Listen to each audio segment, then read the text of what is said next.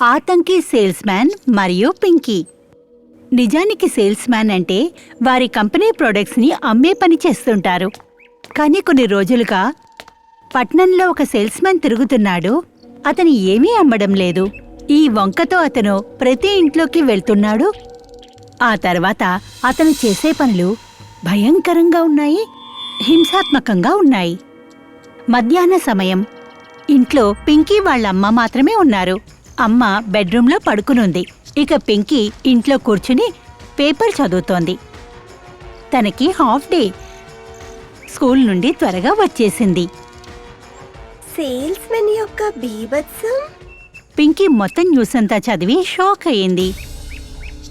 మా ఊర్లో అయితే అలా ఎప్పుడు జరిగేది కాదు. అయితే ఈ సేల్స్ మెన్ ఎవరైతే ఇంటికి వెళ్ళి మనుషుల్ని చంపుతున్నాడు? పింకీ నెమ్మదిగా బెడ్రూమ్ దగ్గరికి వెళ్లి చాటుగా లోపలికి తొంగి చూసింది. లోపల అమ్మ హాయిగా నిద్రపోతోంది. పింకీ అక్కడి నుంచి వెనక్కొచ్చేసింది. గోడ దగ్గరగా వచ్చి నెమ్మదిగా కళ్ళు రెండూ మూసుకుంది. గోడ మీద చెయ్యి ఊపింది. గోడ మీద భయంకరమైన సేల్స్ మ్యాన్ ఆమెకు కనిపించాడు. ఆ గోడ సహాయంతోనే పింకీ సేల్స్ మ్యాన్ని చూడగలిగింది. చూడ్డానికి మనిషిలాగానే ఉన్నాడు, కాని అతని లోపల ఉన్న హింసాత్మక ఆలోచనలు సరిగ్గా లేవు. ఆ సేల్స్ మ్యాన్ ఒక ఇంటి వద్దకు వెళ్ళాడు. కాలింగ్ బెల్ కొట్టాడు. ఒక మహిళ తలుపు తెరిచింది. ఏం కావాలి? మ్యామ్, నేను ఒక జోకర్ కంపెనీ నుంచి వచ్చాను. మీకోసం ప్రొడక్ట్స్ తీసుకొచ్చాను. సేల్స్ మ్యాన్ వా? బయట బోర్డు చదవలేదా? లోపలికి సేల్స్ మ్యాన్ అలో లేదు. సెక్యూరిటీని నాపలేదా? సేల్స్ మ్యాన్ నవ్వుతూ చెప్పాడు. మీ సెక్యూరిటీ గార్డ్స్ని ప్రాణాలు తీసేసి వచ్చాను. అప్పుడే లోపల నుండి ఒక చిన్న పిల్ల వచ్చింది. అమ్మా అమ్మా, అంకుల్ ఎవరు? సేల్స్ మ్యాన్ ఉన్నట్టుండి ఒక చాక్లెట్ నా అమ్మాయికి ఇచ్చాడు. గుడి వద్దు, అది తినొద్దు. అప్పుడే ఆ సేల్స్ మ్యాన్ ఆ మహిళ నోరు మూసేశాడు. ఆ చిన్నపిల్లని ఎత్తుకుని వాళ్ళిద్దరినీ ఈడ్చుకుంటూ లోపలికి వచ్చాడు. ఇంటి తలుపుని లోపల నుండి మూసేశాడు. అకస్మాత్తుగా ఆ దృశ్యం గోడ మీద నుంచి మాయమైపోయింది. అరే, లోపలిది ఎందుకు కనబడటం లేదు? పింకీ మళ్ళీ మళ్ళీ గోడ మీద చేతులు తిప్పుతూనే ఉంది, కానీ గోడ మీద ఆ తర్వాత ఇంకేమీ కనిపించలేదు. పింకీ కంగారు పడింది. న్యూస్ పేపర్లో ఇంతే రాశారు సేల్స్ మెన్ గురించి. బలవంతంగా సొసైటీ లోపలికి వస్తాడు. చిన్న చిన్న పిల్లలకి చాక్లెట్స్ తినిపించి తన వశంలో తీసుకుంటాడు. ఆ తర్వాత లోపలికి తీసుకెళ్లి ఏం చేస్తాడో తెలీదు. పింకీ ఇలాంటి ఆలోచనలతో కంగారుగా ఉండిపోయింది. పింకీ, అక్కడ నిల్చొని ఏం ఆలోచిస్తున్నావు? డోర్ బెల్ ఎప్పటి నుంచో మోగుతోంది. నా నిద్ర చెడిపోయింది, కానీ నువ్వు ఆలోచిస్తూ నిల్చున్నావు. ఇలా చెప్పి అమ్మ తలుపు తెరవబోయింది. మమ్మీ, తలుపు తెరవద్దు. తలుపు పూర్తిగా తెరిచి పింకీ వైపు చూసింది తల్లి. ఎందుకని? ఏమైంది? కాని అమ్మ ప్రశ్నకు ఎటువంటి సమాధానం లేకుండానే ఆ సేల్స్ మ్యాన్ తలుపు దగ్గర అప్పటికే నిలబడి ఉన్నాడు. అదే హింసాత్మక సేల్స్ మ్యాన్. ఏంటి పాపా, ఎందుకు మమ్మీని తలుపు తెరవకుండా ఆపుతున్నావు? ఇది విని పింకీతో పాటు తల్లి కూడా ఆశ్చర్యపోయింది. ఎవరు నువ్వు? ఎందుకంత అకస్మాత్తుగా అలా మాట్లాడుతున్నావు? నేను సేల్స్ మ్యాన్ అండి. మీకోసం చాలా మంచి ప్రొడక్ట్స్ తీసుకొచ్చాను. ఇలా చెప్పి సేల్స్ మ్యాన్ నవ్వాడు. వెళ్ళు ఇక్కడ నుండి, మాకేమీ అవసరం లేదు. అప్పటికే ఆ సేల్స్ మ్యాన్ తల్లిని ఒక్క గుద్దు గుద్ది కింద పడేశాడు. తలుపు మూసేశాడు. పింకీ పరుగు పరుగున తల్లి దగ్గరకు పరిగెత్తింది. తల్లిని పట్టుకుని లేపింది. పింకీ, నన్ను వదిలేయి. నువ్వు పోలీస్కి ఫోన్ చెయ్యి. పింకీ కాల్ చేయడానికి పరిగెత్తింది.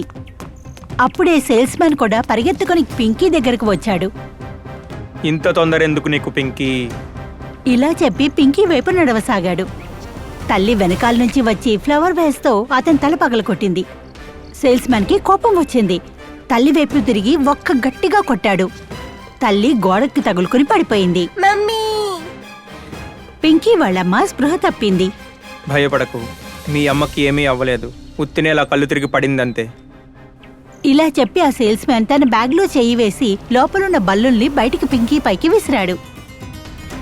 ఎవరు నువ్వు? పిచ్చి ఆసుపత్రి నుంచి పారిపోయొచ్చిన ఒక పిచ్చివాడిని నేను. అందరినీ ఏడిపించడంలో నాకు చాలా ఆనందం వస్తుంది. నేను చాలా ఆనందపడిపోయినప్పుడు మిమ్మల్ని చంపేస్తాను కూడా. కానీ నువ్వు మమ్మల్ని ఏం చేయలేవు. ఏ అంత పెద్ద విశేషం ఏముంది మీలో? చూడాలనుకుంటున్నావా? ఇలా చెప్పి పింకీ కళ్ళు మూసుకుంది. ఆమె వండర్ గర్ల్ అవతారంలోకి మారిపోయింది. సేల్స్ మ్యాన్ ఇంకా కంగారు పడిపోయాడు. పింకీపై దాడి చేయడానికి ఆమె వైపుకు నడవసాగాడు. మంత్రగతి ఈ పిల్ల, చూడు నేను మిమ్మల్ని ఏం చేస్తానో. సేల్స్ మ్యాన్ పింకీని కొట్టబోయాడు. పింకీ గాల్లోకి ఎగిరింది. ఎగురుతూ ఎగురుతూ సేల్స్ మ్యాన్ ని గాల్లోకి పైకి లేపింది. అతన్ని పట్టుకుంటూ పైకి లేచి కిటికీలోంచి బయటికి వచ్చేసింది. నీకేమనిపించింది? నువ్వు పిచ్చోడివైతే నువ్వు ఏమైనా చేయగలవా? జనాలను ఏడిపించడంలో నీకు ఆనందంగా ఉంటుందా? నీ ఆనందం కోసం నువ్వు ఎవరి జీవితంతో అయినా ఆడుకుంటావా?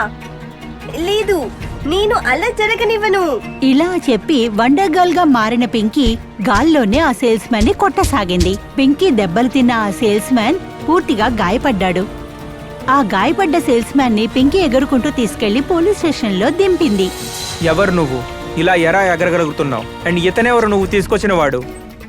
పోలీస్ అకస్మాత్తుగా సేల్స్ మ్యాన్స్ తో పాటు చూసి ఆశ్చర్యపోయాడు. నేను ఎవరు? నేను ఎలా ఎగరగలను? ఇది ఇప్పుడు ఇంపార్టెంట్ కాదు సార్. ఇంపార్టెంట్ ఇది ఈ అపరాధుడిని పట్టుకోవడం. సేల్స్ మెన్ పేరుతో ఒంటరి మహిళలను ఇంకా చిన్న పిల్లలను ఇబ్బంది పెడుతున్నాడు. ఇతన్ని పట్టుకొని నేను మీ దగ్గరికి వచ్చాను.